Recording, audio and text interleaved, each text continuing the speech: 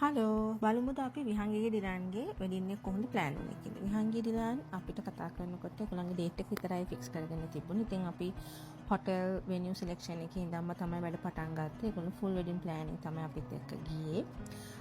අපි මුලින්ම හොටෙල්ස් 3ක් විසිට් කරා. ඒකෙන් සිනමන් ලේක් සයිඩ් තමයි මේ දෙන්න සිලෙක්ට් කරේ. මොකද ඒගොල්ලන්ට අවුට්ඩෝර් පෝරු සෙරමනි එක කරන්න රික්වයර්මන්ට් ඇති. ඉතින් ඒකට අවශ්‍ය කරන ස්පේස් එක අපිට හොඳටම සෙට් උනේ සිනමන් ලේක් සයිඩ්.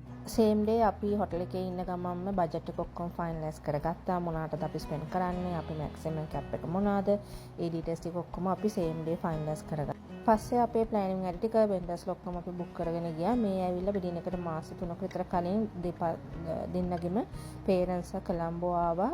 මොකද ඒගොල්ලෝ අවුට් ඔෆ් කොලම්බෝ ඉන්නේ. අපි හොටෙල් එකට ගිහිල්ලා එතන ලොකේෂන් එක පෙන්නලා එදාම අපි බ්‍රයිඩ්ගේ සාරි සිලෙක්ෂන් එකට තමයි ගියේ.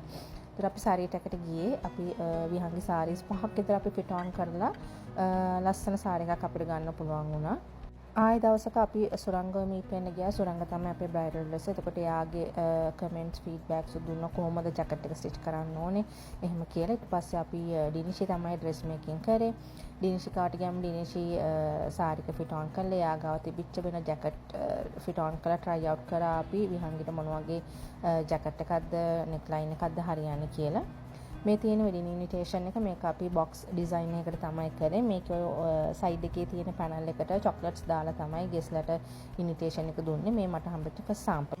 මේ තියෙන්නේ අපි ෆ්ලෝරිස්ට් එක්ක තිබ්බ ෆයිනල් ඩිස්කෂන් එක. මේ වෙනකොට අපි ඔක්කොම ඇඩ්වාන්ස් කරලා ෆයිනලයිස් කරලා ඉවරයි. මේකෙදී අපි පොඩි ස්මෝල් චේන්ජස් ටිකක් කරා. කලර්ස් ෆයිනලයිස් කරගත්තා. ඒ වගේම සේම් ඩේ අපි ගෲම්ගේ ෆැබ්‍රික් සිලෙක්ට් කරන්න ගියා ගෲම් සාට් එකට. එතනදී අපි ගෲම්ගේ බෙස්ට්මන්ගේ ඔක්කොම ෆැබ්‍රික් ටික අපි එදා සිලෙක්ට් කරලා ඉවර කරගත්තා.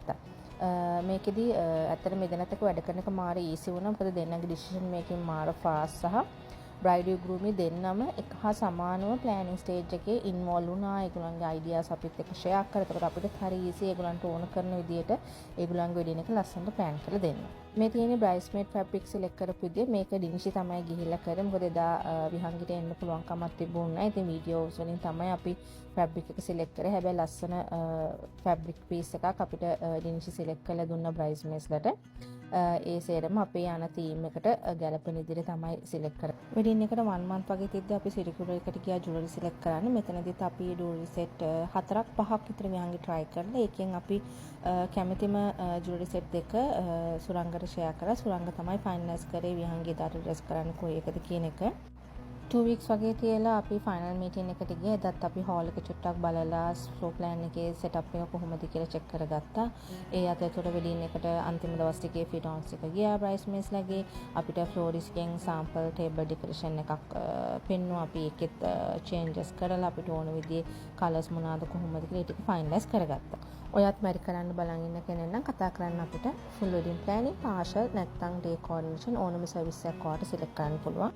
මේ වෙඩින් එකේ මාස 11ක් විතර කපල් එක අපිත් එක්ක වැඩ කරා. අපිට ගොඩාක් හොඳ ෆීඩ්බැක් හම්බ වුණා. ස්පෙෂලි පේරන්ට්ස්ලා අපිට තෑන්ක් කරා. මොකද එයාලා එක පාටි එකක් පොළොන්නරේ අනිත් කට්ටිය මාතරේ ඒගොල්ලන්ට ඩේ ටු ඩේ වැඩ වලට එන්න වුණ නැහැ.